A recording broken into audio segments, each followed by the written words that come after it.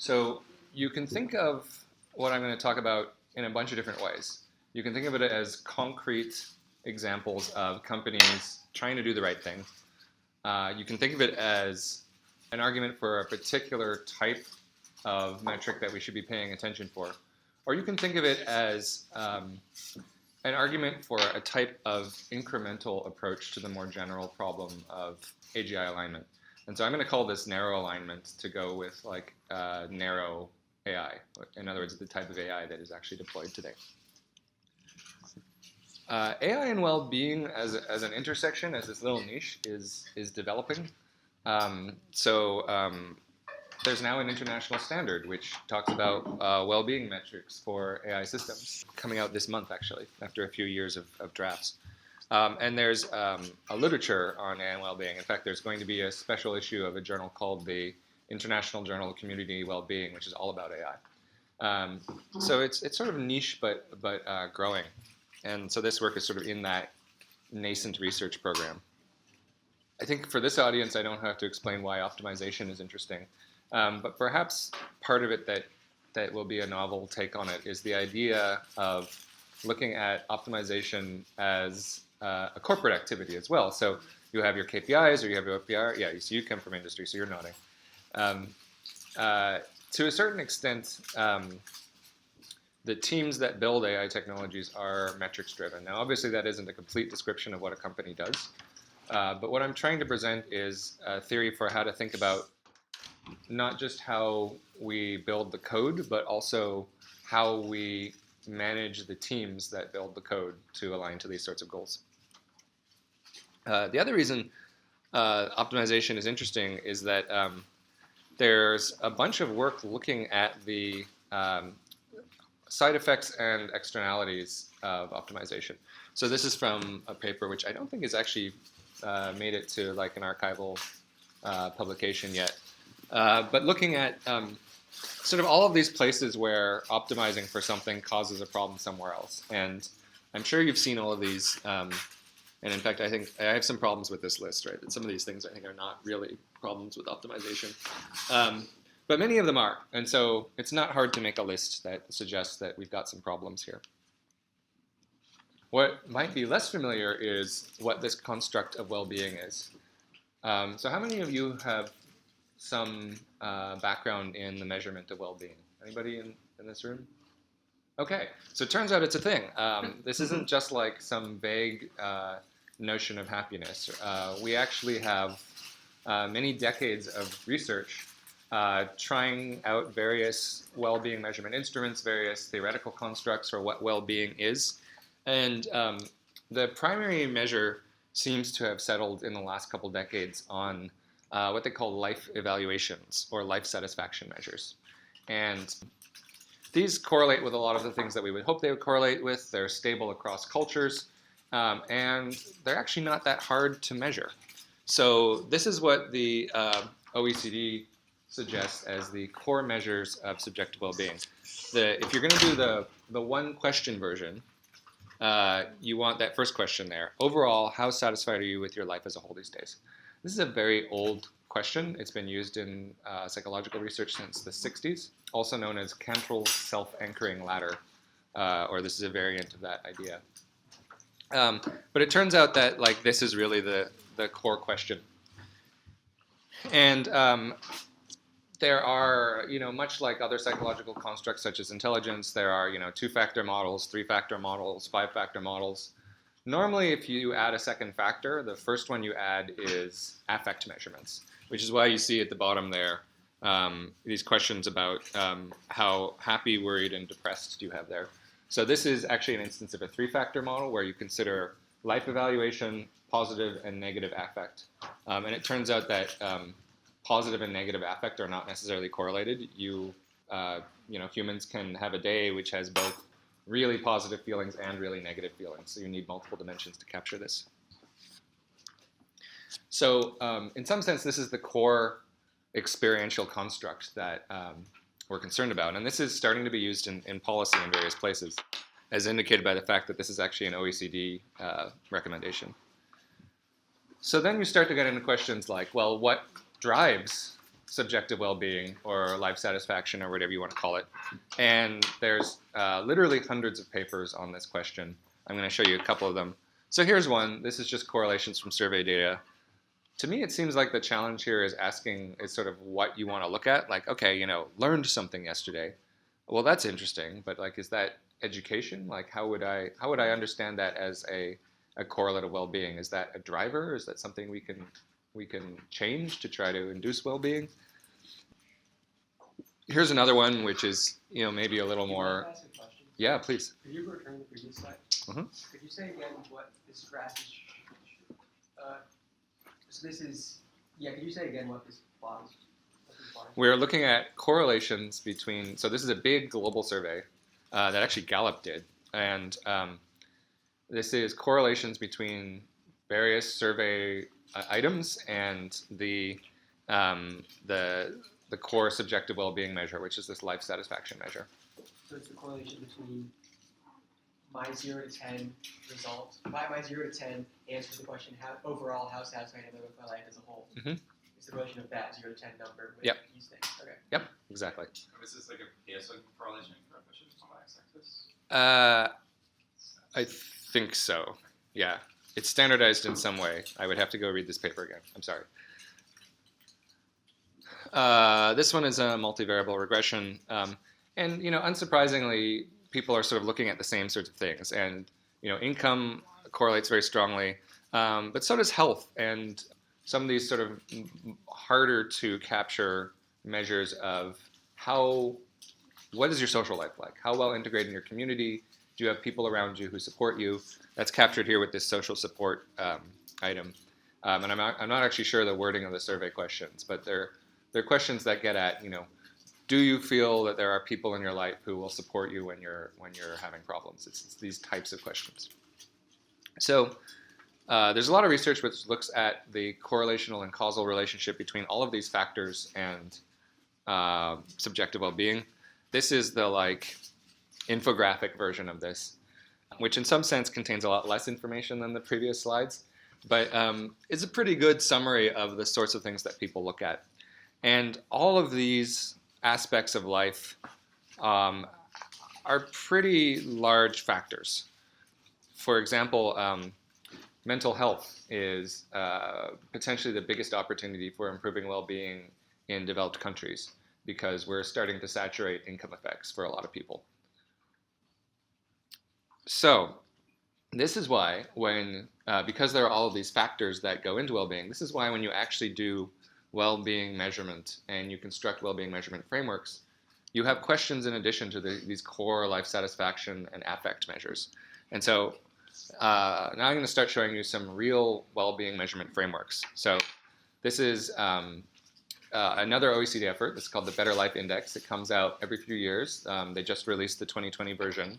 And like most of these frameworks, they have both subjective and objective measures. So a subjective measure is where I ask you how you feel about something. So obviously the life satisfaction, but also things like feeling safe walking home alone at night, right? That is a different measure than crime rate. It gets at something else. Now, obviously we believe that crime rate has some influence on that subjective measure, but lots of other things do as well. And then objective measures are more traditional statistical indicators. And we measure all of this stuff because even if we observe that there's a change in life satisfaction or sort of affect measures, we don't know why. And we don't know what to address if we don't measure these other variables. So here's a page from a very interesting document, which is a survey of the well-being frameworks that are used in various local governments in the UK. And there's all kinds of stuff here. This is just one page of like a 50-page paper. So you can see we've got these, again, sort of top-level categories here. And under that, there are specific areas of concern which, depending on the framework, may or may not be broken down to actual survey questions and concrete statistical indicators. So another thing they have is this sort of ladder of specificity, or sort of where it is on sort of abstraction to concreteness. And so this one is, for example, both an evaluation framework and an indicator set. And they, earlier in the paper, they define exactly what they mean by this. whereas this one is a conceptual framework, right? Meaning that if it didn't have these measure components, it wouldn't actually tell you how to measure anything. So there's different levels of abstraction in which you can think of this. For our purposes, we need recommendations for actual survey measures because we actually want to go out and collect this data and see how our AI system is affecting people's lives. Okay, so far so good?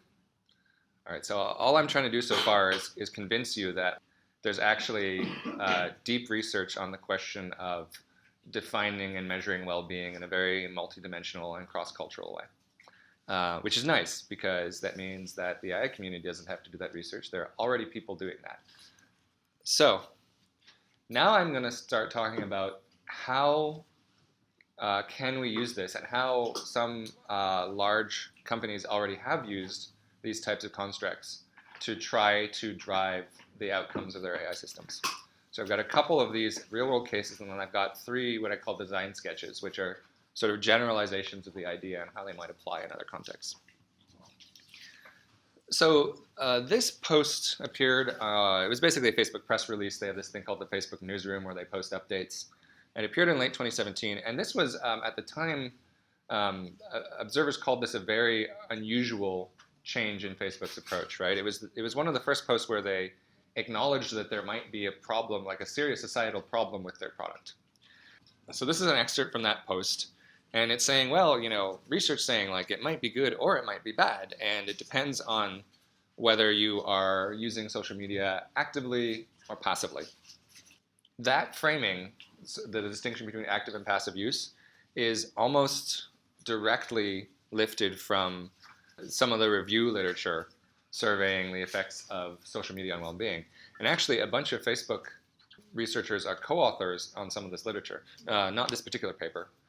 So they were going out in the year or 2 prior and trying to collaborate on this research and trying to understand what the well-being effects are. And this is sort of the conclusion at the time, or the frame that they chose to understand this problem through, right? Active versus passive use. Yeah. Do you know like how they measure this in terms of like, was it like the kinds of people who would use them more or less, or was it something like random, like was there like an RCT in terms of like, oh, use it in this way for this period, or like, I'm just curious because I imagine these are also pretty small effects in terms of like compared to things like, do I have a job? I would imagine like any effect you're measuring here is going to be like a lot smaller. So I'm like curious if you like know anything or remember like how this was structured as a survey. So I think they were mostly observational, and the endpoints were survey-based because that's how we understand how to measure well-being. There have since been RCTs involving randomly assigning people to stop using Facebook for a month, which also finds an increase in well-being, as well as several other effects such as decreased polarization, but also decreased knowledge of current events. So, I mean, the thing about stopping Facebook is you lose all of the benefits as well as all of the gains, but provides strong evidence for certain types of effects. So we now actually have better evidence than we did in 2017. So this was sort of the framing they were using. And then if you read very closely what was happening at the time, it seems to me that what they did is they developed a proxy for well-being. And so this is a move that we're going to see in a variety of circumstances. It's very hard to actually measure the well-being effects of a technology on users for a variety of reasons, including multi-causality, right? Like, how do you know it was you? And also because survey instruments are a relatively expensive way to gather information from your users, certainly more expensive than what one Facebook employee called log data, meaning the data that we're already recording about user interactions. So if you read, so this is sort of the key reference. And so everything I'm showing you today, I've done interviews with employees and so forth, but everything I'm showing you today is reconstructed from public documents. And this post is the key post that sort of describes the development metric. And what I want you to notice here is the shift from Zuckerberg talking about well-being when he's talking about sort of the general problem he's addressing to meaningful social interactions when he talks about product changes. And he actually mentions meaningful social interactions once more in this post. And so this became the language which Facebook used both internally and externally to talk about this round of well-being efforts. And then, okay, what's a meaningful social interaction? So this I had to dig a little bit to find a public reference, and it turns out that Zuckerberg describes this in an earnings call around this time. So I have a journalism background. There's a little journalism pro tip for you: is read the earnings transcripts because they have to disclose material things, right? And in this case, they had a material impact, which I'll show you in a second. And so the upshot is a meaningful social interaction comes from survey questions from their regular panel users. So Facebook, like most tech companies, maintains a user panel where they can do longitudinal studies, they can do A/B testing, they can do surveys, they can do gather all kinds of information from this panel of people. I don't know the exact size, but I would guess it's on the order of a few thousand, probably stratified across countries and so forth. And so they asked them, the number of interactions that people have on the platform and off because of what they're seeing. Right, so the idea here is, and unfortunately I haven't been able to get the actual survey question I used, but the idea here is that you asked, did you have a meaningful interaction in your life, whether that's on a conversation on Facebook or you met up with them later because of a post. And so this is how they handle the problems of causality and how they handle the problems of observability, right? So they interaction because of, that's causality, online or offline, that handles the observability problems. Now, of course, you can say a lot of things about the methodological issues here, but that's what they did. And then, once they had this panel data, so now you've got the meaningful social interaction, you consider that an outcome. You've got the data on what that user saw, and you can build a predictive model. And in fact, that's exactly what they did. And again, this is a public source that says, we will predict which posts you might want to interact with your friends, right? So they use this panel survey to build a model that will tell them, given the features of the observable features of a post, how many social interactions do we think it will generate? And then that feeds into the newsfeed ranking, right? So this is now a direct input to the recommendation engine for a newsfeed. So putting this all together, so the idea works like this, right? So they have this user panel, they ask them some survey. By training against the data for these users, you can develop this model which is predictive. That becomes, you can think of that as a term in the objective function, which controls the newsfeed ranking. That ultimately recommends posts to users who have observable interactions. And then Facebook gets to observe things like ad revenue or engagement. I'm being a little tongue-in-cheek because they, ad revenue is not directly a metric for the optimization, although various types of engagement measures are. But the point is they can see that and they can't see the well-being changes because the only way they can observe that is through these expensive panel surveys. Moreover, the link between the change that they made and the change in well-being is essentially hypothetical, right? Because remember how they did this. They started from a theory that said a certain type of interaction increases well-being. They developed a proxy to try to observe that type of interaction, and then they changed the ranking. I don't know if they've done internal research to try to understand what the well-being effects of this change were or not. I know they haven't talked about it. And I think actually that's a problem. I think if you're, and I'll get into this a little later, I think if you're going to try to change your society-wide AI systems for the benefit of users and society generally, then you're going to need mechanisms by which those users and those citizens can understand what you did and whether they like it. Okay, so that's the story so far. I want to point to one more aspect of what Facebook did here, which I think is very interesting. So they did this even though it decreased time spent on Facebook by 5%. And this is why there's this discussion of what they did in the earnings call, is because Facebook was obliged as a public company to report this, which is very useful. We have much more insight into public versus private companies in this way. This demonstrates a couple things. First of all, it demonstrates that companies will do this even if it costs them a decrease in short-term business metrics, right? So sometimes when I talk about this work, I get a sort of very cynical reply, which is, oh yeah, but would any company make a change that would reduce their profit? And I have two answers to that. One, empirically, yes. Two, perhaps short-run profit, but I'm about to show you an example where it was reduced in the short run and increased in the long run. And in fact, I would say that the business effects of these types of changes are ambiguous. We cannot universally say that they are profit decreasing, and in fact, we should not, for reasons I'll get to in a second. Okay, so that's the Facebook case. Any questions before I move on? Great. Let's talk about YouTube. In 2012, YouTube changed their primary metric, by which I mean the KPIs given to the engineering and management teams to be watch time as opposed to views. So they were building this recommendation engine. Originally, it was designed to increase views, and then the VP of engineering at the time said, no, it should be watch time. So there's a bunch of interesting things about this. One of which is that he actually used a revealed preferences argument to justify why increased watch time is good for users. And the argument is basically, well, if they stay watching it, they must have wanted to watch it, right? It must have showed something that that is good for them. I imagine you've had discussion. You're all familiar with the issues around revealed preferences. Yes? No? Who wants to go into that digression for a minute?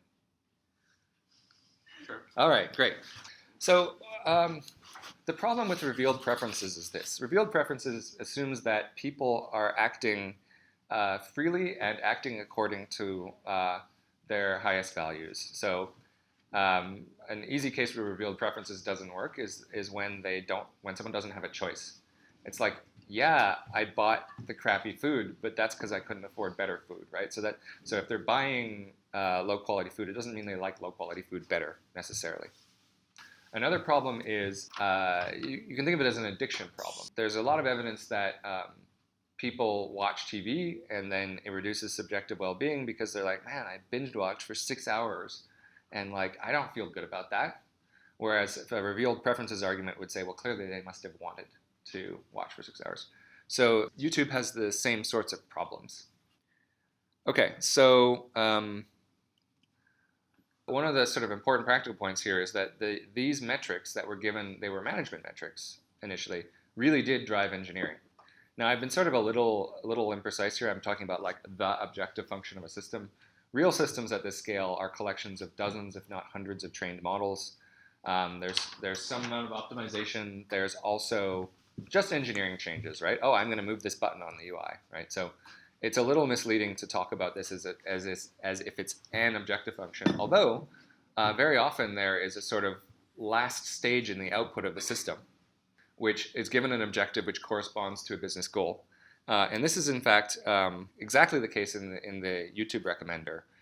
So this is a paper that came out last year. It's not the only paper on the YouTube recommender, but it's the most recent.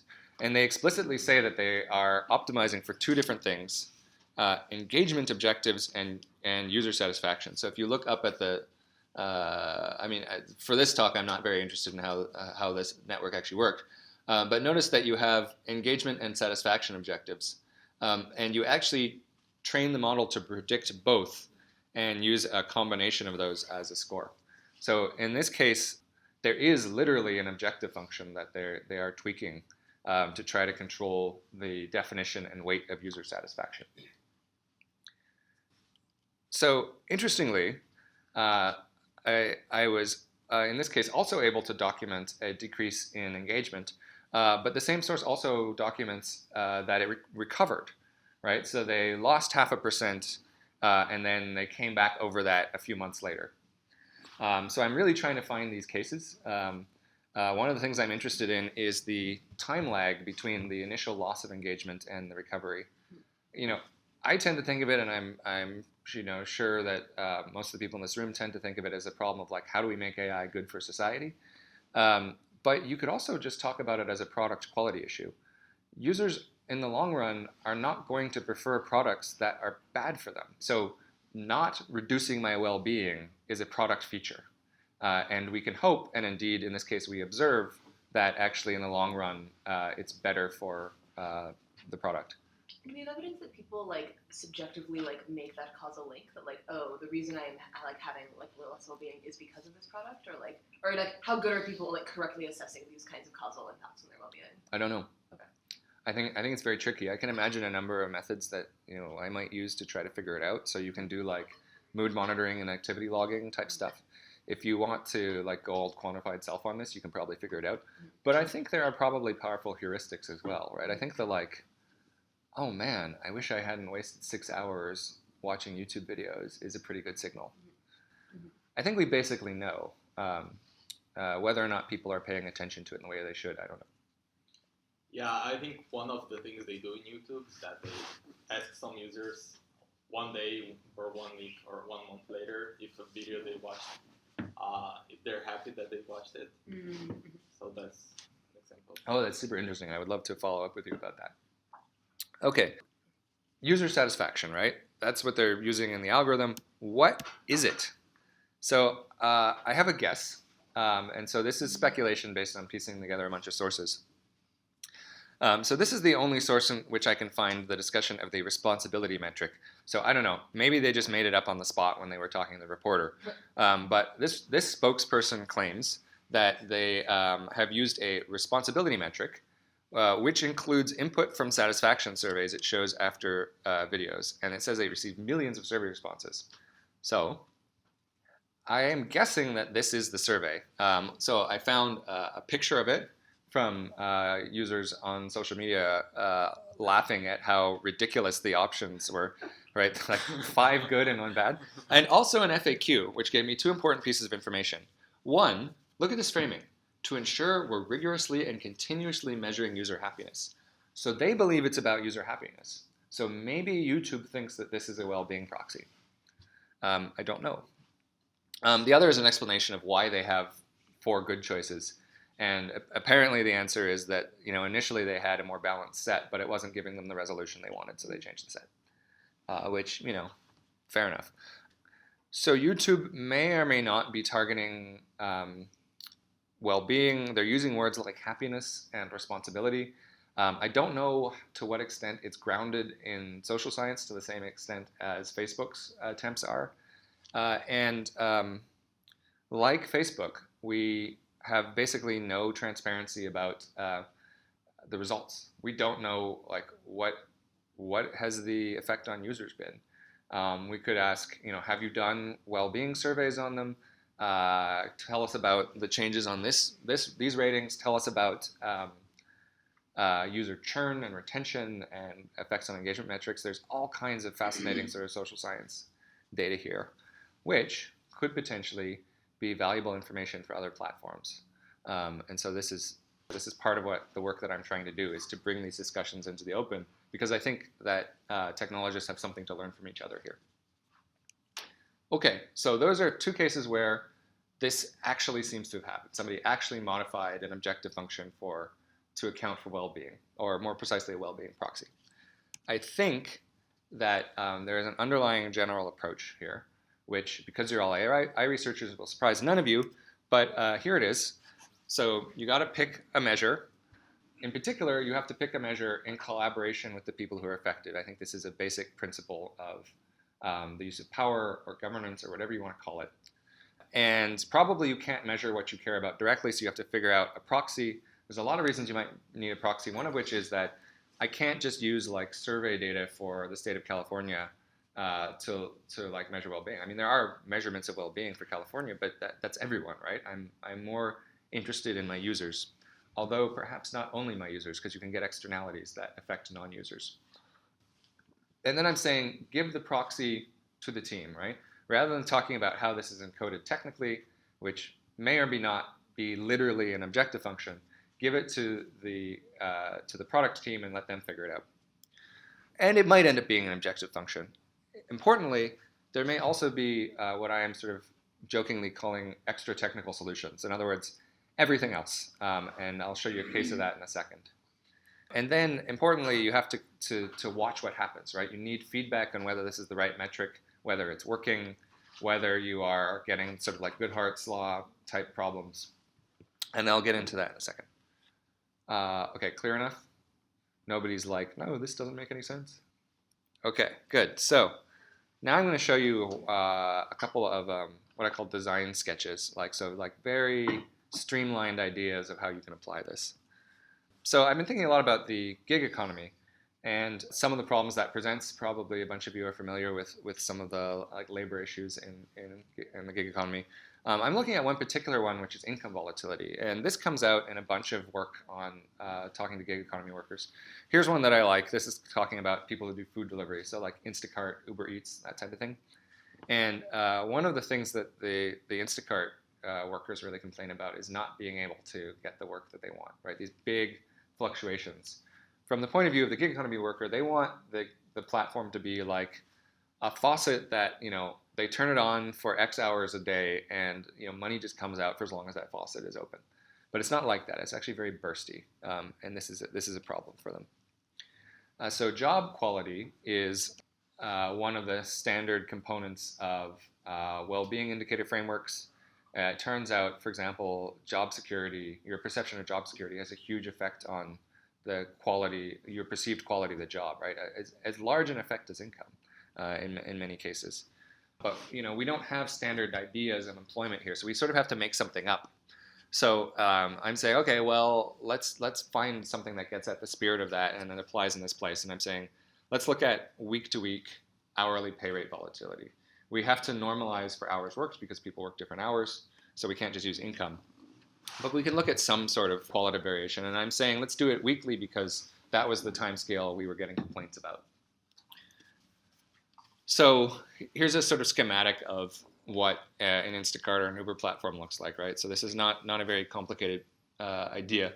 There's some job system and they're optimizing for something. And again, this objective function box may or may not be literally an objective function. It may also be sort of the emergent goals of the system from the interacting parts out of which it's built. I'm saying let's intervene in this way. First, we talk to the workers and we say, what is the notion of well-being that you want improved, right? How is this job impacting your sense of the quality of your life? And then from that, we come up with a proxy metric, which I was suggesting this week, income volatility thing, that feeds into the objective function. And also in this case, it's very easy to evaluate the results because the results are a statistic on the system output, right? So we can actually look at the actual outcomes and ask, is volatility reduced? Now, there are potential solutions to this problem that have nothing at all to do with the product per se. For example, you could set up an insurance market, right? You could, as a gig economy provider, set up a system that basically insures workers against fluctuations in demand, right? So the idea there is basically you sort of pay slightly less at peak time and slightly more at off-peak hours, right? Now, there's all kinds of potential issues with this, including moral hazard of workers like working on your platform only on off-peak times and all that sort of thing. So you sort of end up at problems which might only be solved through regulation and so forth. But what I'm trying to gesture at here is there is this whole world of solutions that don't involve modifications to the product proper, which again is why it's important to think about these metrics as given to the teams building the systems and not just as pieces of technology. All right. Okay, here's another sketch. This one is close to my heart because I worked in computational journalism for many years. And so, I taught news recommender design for a long time.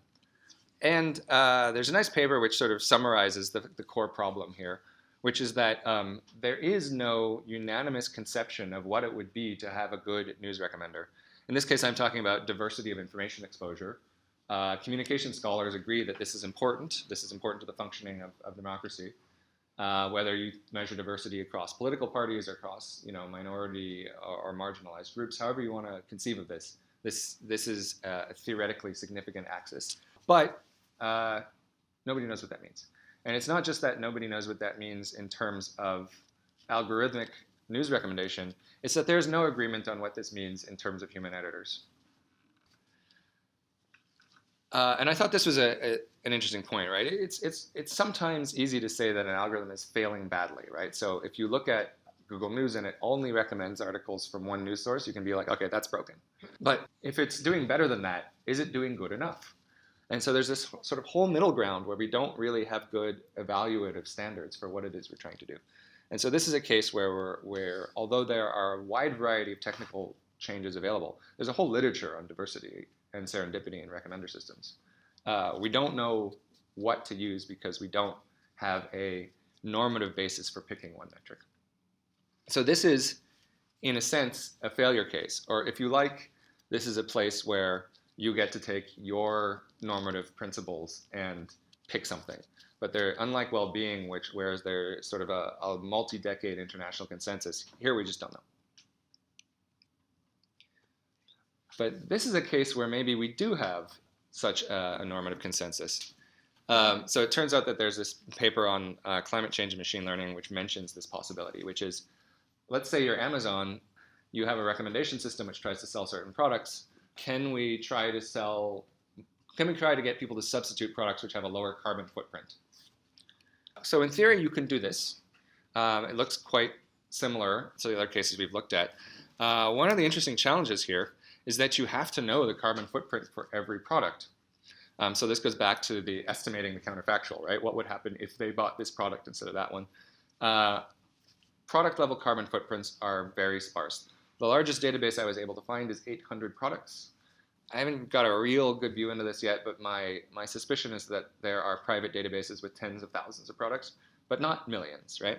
However, there is previous work trying to train a model to estimate product level carbon footprints from a sparse sample. And so interestingly, this is a place where further machine learning and statistical estimation research might actually be really important in terms of a climate change outcome. So if you have the product carbon footprints, then you can incorporate that in your recommendation system and try to steer people towards lower carbon outputs. And there's already a whole literature on multi-objective or multi-stakeholder recommendation algorithms. So classically, a recommendation algorithm tries to satisfy user preferences by giving people things that they rate highly or will buy. Interestingly, that is not the same as maximizing profit. So profit maximization in recommendation algorithms is much younger. The open literature on it is only about 5 years old. But those same methods also consider other stakeholders, including non-users. So environmental outcomes are the canonical non-user externality. And in principle, you can incorporate these types of ideas using multi-objective recommendation systems. Okay, last section is about the choice of metric. This is, of course, a key consideration because it drives everything else. This is a frame which I like to use when thinking about this problem. This is an idea called society in the loop control, and it's an extension of human in loop control. And it invokes the theory of social contract.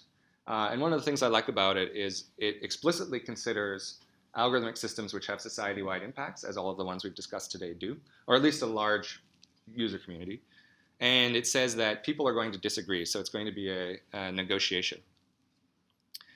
So this is the sort of framework we're working in, and one of those things that says immediately is sort of this arrow, like you're going to have to involve the people who are affected in your decisions. And then there are some problems with using metrics at all, which probably you're relatively familiar with. I'm going to highlight just a few of them. So we have these sort of rich conceptions of what the good is, and like a metric only gets this narrow piece of it. And then if you optimize for a particular thing, there's no guarantee that's going to be good for everybody in every situation. So the classic, one of the classic trade-offs is, people have said, oh, I should be able to see the administrators of a Facebook group so I can tell if it's like, Russian disinformation. Well, the reason Facebook anonymizes the administrators of a Facebook group is because in some countries that would get them arrested, right? So there are complicated trade-offs here where different things are good for different users. And then many of these metrics are just sort of aggregated across people, and which gives you all the standard distributional issues. And then you have sort of the problems with metrics in general, and there's a lot of names for these types of problems. Goodhart's law, et cetera. And then there's this other problem, which I think hasn't emerged as clearly in the literature, which is that to actually do this, to actually include well-being metrics in an optimization system, you have to be able to evaluate counterfactuals. That's what optimization is, right? It's a search over counterfactual scenarios, which means you have to be able to understand what your product effect on well-being will be. And this is not always easy. This is a nice paper which sort of talks about a lot of these issues from a conference just like a month ago. And I think the advice it gives is a really good idea. So first, don't use only one metric, right? You want a sort of multiple views into it. Also, use qualitative accounts. Qualitative research can be very open-ended, whereas a metric, you only measure the thing that you're already looking for. And it also says, stakeholder involvement, which I think is very good advice when you're talking about society-level optimization targets. This technique is very general. This is just setting objective functions in general. I have really drilled down into well-being, both because companies are doing it and also because it's a pretty well-developed metric framework, but it's certainly not the end-all of things that you could optimize for. People also talk a lot about agency. There are quantitative measures of agency that have been developed in development contexts. I don't believe they've been applied to AI systems. And then you start getting into more complicated things. Some people have advocated using values instead of goals, sort of as a sort of higher level driver of goals. It makes a lot of sense to me. I've yet to see it turned into sort of concrete examples of how you do this. In my head, it goes to like, yeah, there's an objective function, but what is the structure of the objective function, right? Rather than just imagining it as a scalar function, it's a thing with parts, and maybe your parts are value based. And then ultimately, a very attractive way to think about this whole problem is also from development, from Amartya Sen, who said that the point of development was the ability to achieve the kind of lives we have reason to value, right? So how do I make sure that this system is giving me the life that I want?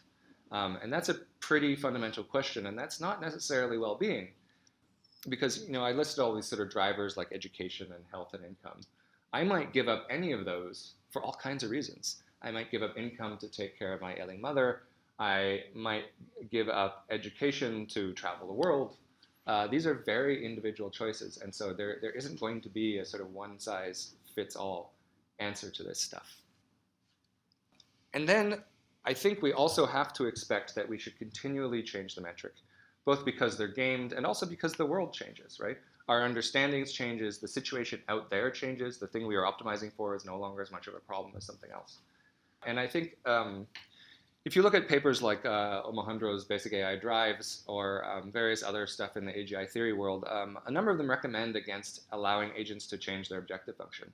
So I'm not proposing allowing agents to change their objective function necessarily, although I think it's a very interesting idea. I'm saying we're still in the society in the loop stage here. I'm saying I see this as a corrigibility problem. And there's many names for the idea that you should be able to change your goals. It's much like Campbell's law or Goodhart's law. One of my favorite is this frame of double loop learning. And double loop learning, the first or inner loop is proceeding towards your goals. The second or outer loop is continuously reevaluating your goals. So that's, I think, the sort of frame that we're going to have to be in when we think about these systems. Okay, finally, I want to sort of test out the idea with you of narrow alignment as a field of AI research. And what I mean that is, the alignment of narrow AI, right? Alignment is normally thought of as an AGI problem. I claim that we should think about it now with our narrow systems, both because it's important as an end in itself for actually existing systems and actually existing people, but also because I think it's a promising research direction for developing general alignment. I think the general alignment problem cannot be solved in the abstract. We have to solve it for the particularities of the actual civilizations that we live in. And we're not going to be able to understand how those interactions play out unless we actually try it. And so here are some potential research questions for narrow alignment. The one I'm working on is I'm just trying to document industry practice. So I'm a partnership on AI. We are a 100+ member consortium of about half for-profit and half non-profit. So all the big players in tech, the Googles and the Facebooks and so forth, plus all of the big players in the sort of NGO space. So EFF and ACLU and Amnesty and all this stuff. And so we have these very interesting multi-stakeholder discussions. And so all I'm trying to do right now is just have a lot of conversations with people who are building the system to figure out what they're doing on the theory that it's important to bring this type of work into the public conversation for companies, for civil society actors, and for researchers.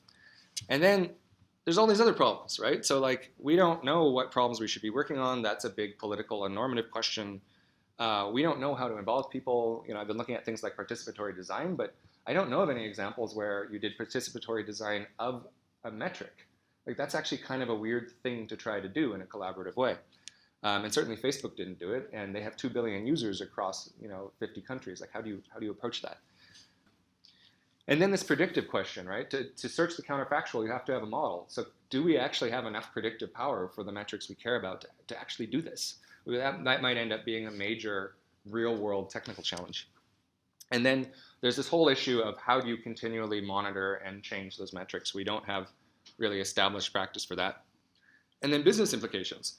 I'm talking specifically in the context of commercial systems because I think that's a very important case. And in many senses a hard case because you have such strong business logic driving you towards certain types of choices and outcomes. I think we should resist the frame that incorporating these metrics is bad for business. And I think we should resist it because A, it's not necessarily true, and B, it's going to prevent adoption. So it's not hard to find counterexamples where like doing a thing that is good for people is good for business. So organic farming is a classic example of this. Internationally, the profit margins on organic farming are 20 to 35% higher than conventional farming, even though it's more expensive to produce, right? So although if you look only at the objective function, yes, it's clearly in a mathematical sense true that if you start optimizing for something other than profit, you'll reduce profit. But we don't know the elasticities, right? We don't know the local derivatives of that objective function, and we don't know how that will change user response. So looking at the objective function itself is not sufficient. We have to model as well the changes in consumer behavior in response to the product changes. And as I've been able to document, there are certainly cases where doing the right thing also leads to a better business outcome.